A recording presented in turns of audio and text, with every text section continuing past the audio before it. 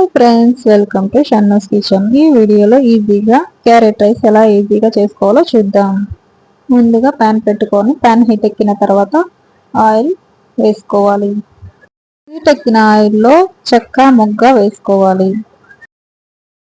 అలాగే 1 table spoon మినప్పప్పు, 1 table spoon పచ్చెనగపప్పు వేసుకోవాలి.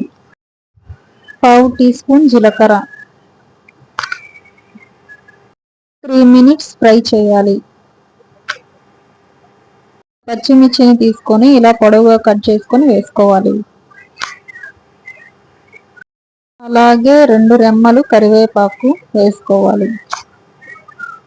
ఇప్పుడు మొత్తం ఫ్రై చేసుకోవాలి. ఒక 70% ఫ్రై అయ్యేలా ఫ్రై చేసుకోవాలి.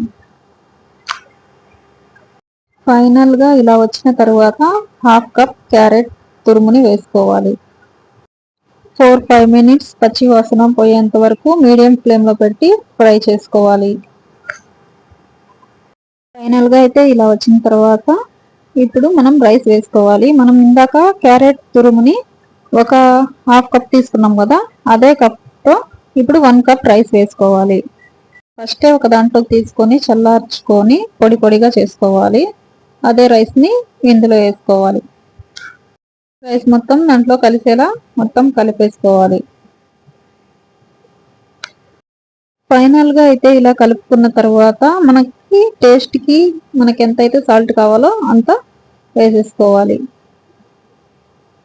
వేసుకున్న తర్వాత మనం ఇంకోసారి మిక్స్ చేసేసుకోవాలి. మొత్తం సాల్ట్ మొత్తం కలిసిపోయేలా కలిపేసుకోవాలి. ఆ తర్వాత ఫైనల్ గా కొత్తిమీరని చల్లేసుకోవాలి. ఇలా మొత్తం చల్లేసుకొని ఒకసారి మొత్తం కలిసేలా మిక్స్ చేసేసుకోవాలి.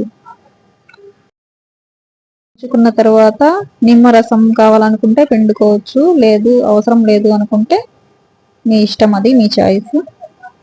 ఒక 3-4 మినిట్స్ తర్వాత ఆఫ్ చేసేసుకోండి. Carrot rice ready. ఈ వీడియో కనుక మీకు నచ్చినట్లయితే లైక్ చేసి, షేర్ చేసి, కమెంట్ చేయండి. మరొక మంచి రెసిపీతో మళ్ళీ కలుద్దాం. Bye friends.